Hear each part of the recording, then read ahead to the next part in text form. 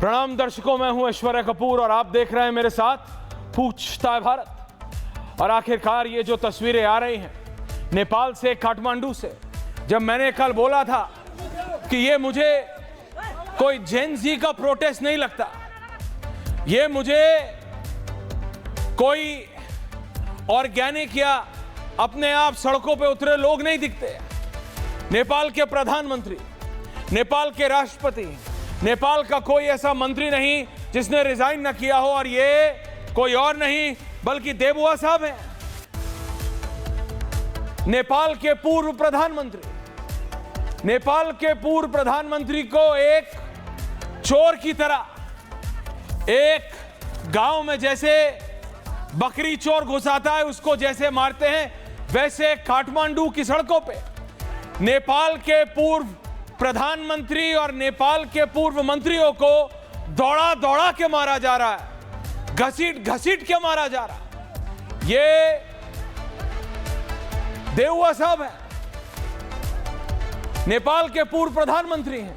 इनके घर में घुस के, एक ही विजुअल नहीं है तुम्हारे पास, 4-5 विजुअल्स हैं देबुआ के। इनके घर में घुस के, ये नेपाल के वित्त मंत्री हैं, ये नेपाल के वित्त मंत्री हैं विष्णु पौडेल, ये वित्त मंत्री हैं विष्णु पौडेल। जरा ये दोबारा चलाओ, जरा ये दोबारा चलाओ और देखो अब ये भागेंगे, ये भागेंगे, एक आदमी मुड़ेगा।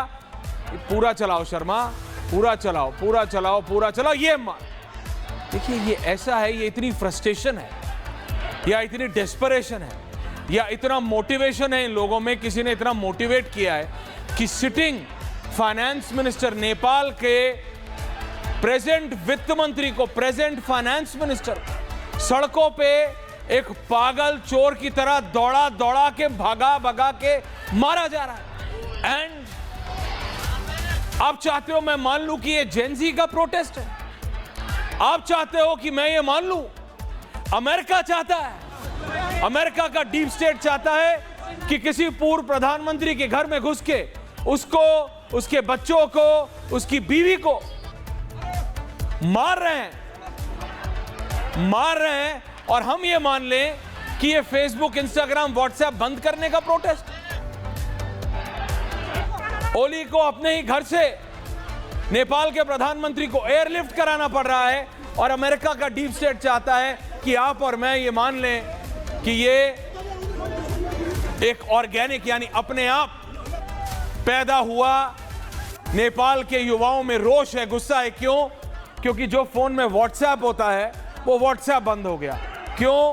क्योंकि जो ट्विटर है, जिसका नया नाम एक्स है, वो बंद हो गया। क्योंकि आपका व्हाट्सएप और फेसबुक बंद हो गया, आपका इंस्टाग्राम और ट्विटर बंद हो गया, तो नेपाल की सड़कों में आग लगा दी नेपाल के युवा ने। यह चाहता है अमेरिका का deep state.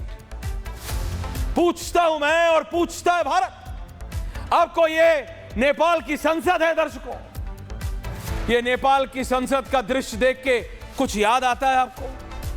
Can you remember anything? Slightly, हल्का सा भी कुछ याद आता है?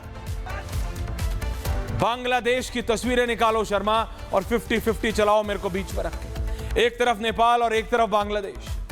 जब ये कल हो रहा था, मैं जनरल दयाल से बोल रहा था, मैं जनरल जीडी बख्शी से बोल रहा था, sir I can smell an American stamp on it. मैं देख पा रहा हूं, एक तरफ बांग्लादेश है, एक तरफ नेपाल है। आपको सिमिलैरिटी दिख रही है? आपको कुछ एक जैसा लग रहा है? रोष, युवाओं में रोष, लोगों को पता नहीं क्यों। एक आदमी आता है नेपाल में खड़ा होकर काठमांडू में बोलता है कि मैं जेन जी का प्रधानमंत्री बनेगा, जेन जी का राष्ट्रपति बनेगा, जेन जी का। अरे क्या है Gen Z? What is this Gen Z? ये जेन जी का प्रोटेस्ट है। Thank you Sharma, I will come back to this, back to Nepal completely.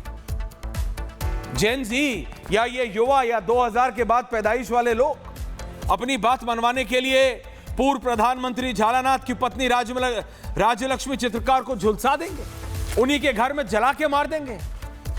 क्या ये सन 2000 के बाद के पैदा हुए लोग अपने गुस्से, फ्रस्ट्रेशन को व्हाट्सएप और इंस्टाग्राम ना यूज करने के अपने गुस्से को देबुआ साहब को, नेपाल के प्रधानमंत्री को सड़कों पे एक पागल चोर की तरह भगा भगा के मारेंगे? What do they think we are? हम बेवकूफ हैं? नहीं। बांग्लादेश और नेपाल में बहुत सिमिलैरिटी है।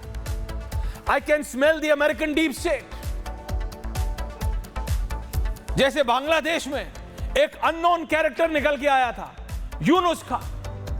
भैया बहुत बड़ा इकोनॉमिस्ट है, भैया बहुत बड़ी बड़ी अमेरिकी मैगजीनों में उसका फ्रंट पेज है। ऐसे ही एक नया आदमी निकल के आया है नेपाल में। वो कोई कोयराला नहीं है, वो कोई देबुआ नहीं है।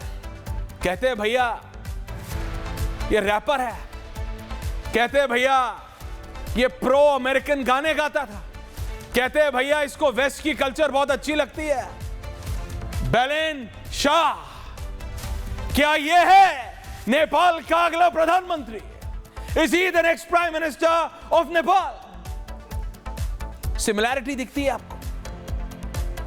Funny characters, non serious characters, non political characters. ये अभी काठमांडू के मेयर हैं, देश चलाना है। जिन लोगों ने आज काठमांडू में संसद जलाई, जिन लोगों ने आज फ्रीडम के नाम पे, Sharma can you go back to the visuals, क्या उन्हें पता है ये संसद बनाने में उन्हें कितने और साल लग जाएंगे? वो युवा बूढ़े हो जाएंगे नेपाल अपने पैरों पे जब अगली बार दोबारा खड़ा होगा। And mark my words, mob का कोई धर्म नहीं होता, मॉब का कोई नाम नहीं होता, मॉब का कोई चेहरा नहीं होता, लेकिन जो मॉब एक नुकसान करती है,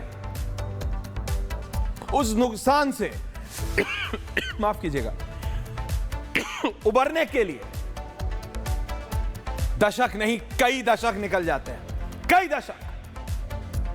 इसलिए मैं कह रहा हूं, ये कोई अपने आप पैदा हुआ युवाओं का रोष नहीं है, ये प्रोपोगेटेड रोष है, ये प्रोपोगेटेड रोष है। अभी मेरे को खबर आ रही है काठमांडू के एयरपोर्ट में दरवाजा तोड़ के अंदर घुस गए हैं वहां के ये युवा क्रांतिकारी। क्यों? क्योंकि ये खबर है कि सारे नेता और सारे अफसर चॉपर की मदद से, आर्मी मदद कर रही है एयरपोर्ट से निकालने के लिए, क्योंकि वहां के एयरपोर्ट पे कोई और, हमने भी अपनी टीम भेजी थी, वो फ्लाइट वापस आ गए, अब दूसरे रास्ते से जा रहे हैं। कोई भी अंतरराष्ट्रीय फ्लाइट अभी काठमांडू में लैंड नहीं कर सकती। सेना ने प्रदर्शनकारियों को गेट पे रोका है अभी। ये वो एयरपोर्ट के लाइव विजुअल्स हैं जो आ रहे हैं मेरे पास। These are live visuals of the Kathmandu airport. वहां पे लोग चाहते हैं कि बस किसी तरह ओली को पकड़ लो। मैं आपसे एक बात कह रहा हूं, अगर नेपाल या दुनिया में कोई भी ये चाहता है, हम ये मान लें कि ये अपने आप पैदा हुआ जनता में रोष है, जेन जी प्रोटेस्ट है, तो आई विल नॉट एक्सेप्ट। मैंने कल भी कहा, आई बेग टू डिफर। मैंने दोनों जनरल से कहा सर कि आई कैन स्मेल समथिंग, ये हो रहा है सर। आप मुझे बोल रहे हो व्हाट्सएप फेसबुक बंद करने के चक्कर में उन्होंने पूर्व प्रधानमंत्री की धर्मपत्नी को उसी के घर में जला दिया, देबुआ साहब को। सड़कों पे जैसे मैंने कहा ना, कोई किसी की बकरी गाय चुरा लेता है गांव में, जैसे मारते हैं ना, जुलूस निकालते हैं, वैसे नेपाल के पूर्व प्रधानमंत्री देबुआ का जुलूस निकाला गया है। ये नेपाल के सिटिंग फाइनेंस मिनिस्टर, सिटिंग वित्त मंत्री विष्णु पौडेल को भगा भगा के मारा है। ये तो सिर्फ एक विजुअल है जो शर्मा दिखा रहा है। मेरे पास तो एक और विजुअल है जिसमें वो अपनी शक्ल छुपाने के लिए हेलमेट पहने हुए हैं और नहर में चल रहे हैं, वहां भी लोग नहीं छोड़ रहे हैं। ये टारगेटेड है, ये बताया गया है, रिमूव द डिस्पेंसेशन। ये एक तीर से दो निशाने हैं। नेपाल में इंस्टेबिलिटी करके आप चाइना और इंडिया दोनों को तंग करते हो। मैप ग्राफिक्स नाउ, एक तरफ चाइना है, एक तरफ भारत है। भारत और चीन एक दूसरे के साथ लॉगर हेड्स पर रहे, यानी लड़े हैं नेपाल के लिए। नेपाल में तू ज्यादा कि मैं ज्यादा, मैं ज्यादा कि तू ज्यादा। अमेरिका को जैसे ही दिखा कि ब्रिक्स में, वो याद है डोनाल्ड ट्रंप का ट्वीट कि लगता है हमने भारत और रूस को खो दिया चीन के हाथ। एक तरफ भारत है, एक तरफ चीन है।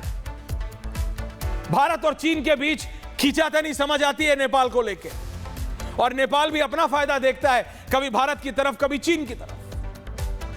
वो मैं समझता हूं, लेकिन ये हो गया अमेरिका। अमेरिका ने ये कर दिया. There is a CIA stamp on it. There is a deep state stamp on it. Back on visuals. अगर इन्हें व्हाट्सएप इंस्टाग्राम से दिक्कत थी, संसद क्यों चलाई? अगर इन्हें ट्विटर और टिकटॉक से दिक्कत थी, इन्होंने पूर्व प्रधानमंत्री को घर से निकाल के क्यों मारा? आप मुझे बताइए, आप मेरे को एक बार तो जस्टिफाई कीजिए. 17 साल में 15 सरकारें, इंस्टेबिलिटी में समझता हूं, वायलेंस तो मुझे समझाइए. वायलेंस, आगजनी, एक के बाद एक जो नेता सामने मिल रहा है उसको मार. ये टारगेट है, ये दिया हुआ है.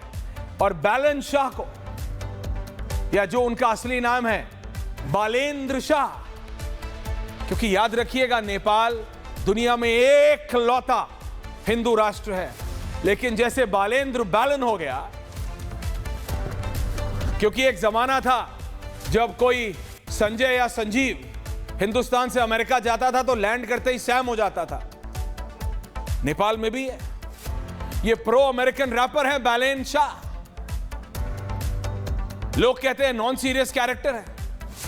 लोग कहते हैं क्या ये नेपाल को आगे लेके जा सकेंगे? क्या ये इनको लगता है भारत गलत है, चीन गलत है, सिर्फ America is the only way forward for Nepal? और भारत ये होने दे रहा है. ये आपसे, ये आज की तस्वीर है. ये अमेरिकन एम्बेसडर से मिले हैं बैलेंस शाह. ये जो तस्वीर तुम वॉल पे चला रहे हो शर्मा, ऑनर करो. ये है बैलेंस शाह. ये इनकी आज की तस्वीर है. क्योंकि अगर सिर्फ तुम पहले गाने वाली चलाओगे तो वो ज़ेलेंस्की टाइप हो जाएगा. कि ज़ेलेंस्की भी एक टाइम पे जोकर थे, लोगों को हंसाते थे, नाचते थे, लेकिन अब वो यूक्रेन के राष्ट्रपति हैं. बट मोडस ऑपरेंडी सेम है. अगर ये जेन-ज़ी का प्रोटेस्ट है आउट, तो राइफल लेके, AK-47 लेके, इंसास और AK-47 लेके, असॉल्ट राइफल लेके ये प्रोटेस्ट क्यों कर रहे हैं? व्हाट्सएप और इंस्टाग्राम क्या AK-47 से आएगा वापस? नहीं, प्लीज समझिए, ये कोई व्हाट्सएप का प्रोटेस्ट नहीं है, ये कोई इंस्टाग्राम बंद होने का प्रोटेस्ट नहीं है, ये कोई जेन-ज़ी का प्रोटेस्ट नहीं है. पुलिस चौकी से बंदूकें लूट ली हैं और अमेरिका चाहता है, अमेरिकन डीप स्टेट चाहता है, सोशल मीडिया पे प्रोपेगेट कर रहा है क्या? Gen Z protest. जेन-ज़ी प्रोटेस्ट ऐसा नहीं होता.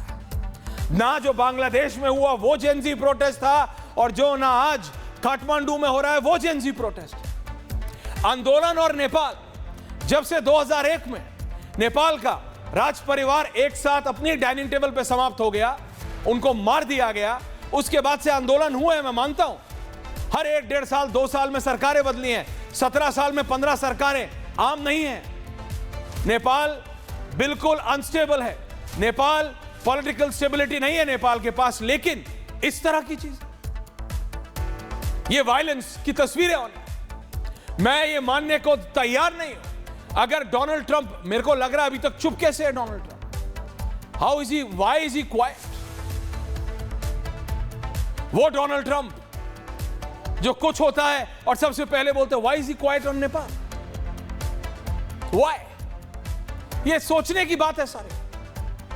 नेपाल के प्रधानमंत्री रिजाइन, राष्ट्रपति रिजाइन, कोई ऐसा मंत्री नहीं है जिसने रिजाइन ना कराओ. पूर्व प्रधानमंत्री, एक पूर्व प्रधानमंत्री के घर में आग लगा दी जिसमें उनकी धर्मपत्नी मर गई. दूसरा, देबुआ साहब, पूर्व प्रधानमंत्री को सड़क पे दौड़ा दौड़ा के उनको, उनके बेटे को, उनकी धर्मपत्नी को मारा जा रहा है.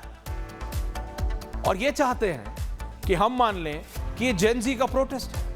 ये जेन-ज़ी का प्रोटेस्ट बिल्कुल नहीं है.